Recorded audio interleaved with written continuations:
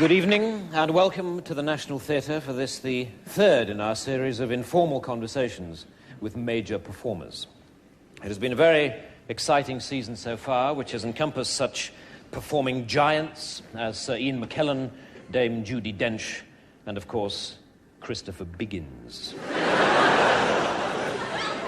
But tonight we are to welcome a man who, although no giant, has nevertheless made a huge impression in his chosen field. Ladies and gentlemen, Mr. Elton John.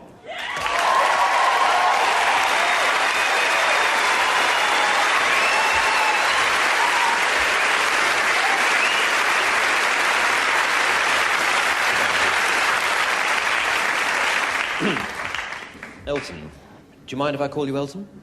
No, it's fine. Good. Well, Elton. I'm sure the first question that everybody would like to ask you is this. Funny name, Elton. How did you come by it? Well, I used to be in a band, and I wanted to become a singer in my own right, and I wanted to choose a name, and the saxophone player in the band was called Elton, so I chose that name. Hmm? Did you ever consider John Elton?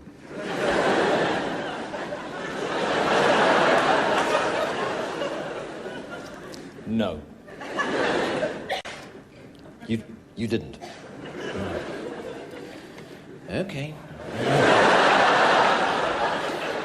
Right, well, let's start with those early albums, then. One of which I believe was called simply Elton John.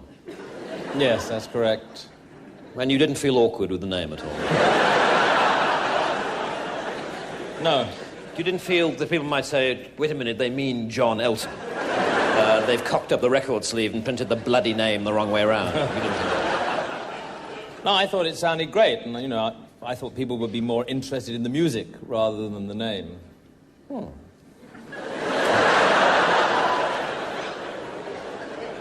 Now, to the songs themselves, many of the lyrics were, of course, written by Bernie Taupin. Yes, that's right. Yes. Well, I'd like to talk about Bernie for a while, since obviously he's been an enormous influence on your career.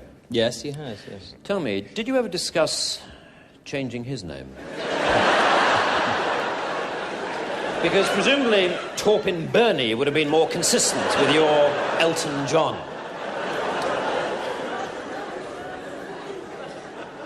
Look, do you want to talk about the old songs or not? All right, the songs.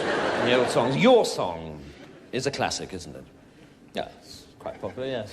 Well, there is a verse in that song in which, talking about the eyes of the person that the song is about, you sing, "Excuse me for asking, these things I do.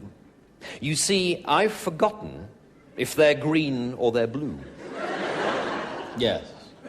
What I'd like to know is this. Is it this sort of chronic forgetfulness that led you to forget that Elton is not, in fact, a Christian name at all? It is a surname. And not a very attractive one at that.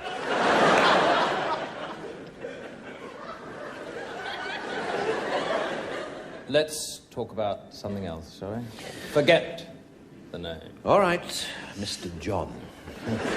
Let's talk about being a stage performer, should we? Tell me, do you ever watch other performers and get jealous?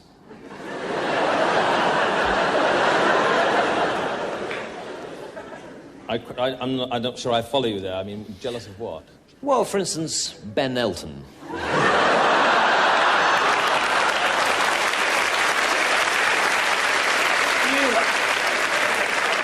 Well, I don't have to do this, you know. All right. Look, I'm sorry. Go. All right. Fair enough, moving on then. Many consider your masterpiece, of course, to be the album Goodbye Yellow Brick Road. And there is one song that people are particularly moved by called Candle in the Wind. Yes, a lot of people seem to like that song. Now, this song is in fact dedicated to Norma Jean Baker, who, of course, changed her name to Monroe Marilyn. Marilyn Monroe. My point exactly. Marilyn is a Christian name, so it comes first. Can't you see that? Are you word blind or something? I mean, it's... I've had enough of this. Well, all right, no, wait, please. I'm sorry. See, please, I'm sorry, it was my mistake. I'm sorry. There's only one more question to go. It won't take long, really. It won't take a moment. Sorry, there's only... I am... Please, sit down. One final question. You've obviously achieved enormous success over the years, But in fact, you didn't have a solo British #1 until this year, with a song called Sacrifice. Now, my big question is this. Surely you wouldn't have had to wait so long for a #1 if it hadn't been for your stupid, pointless, bloody name! Bang!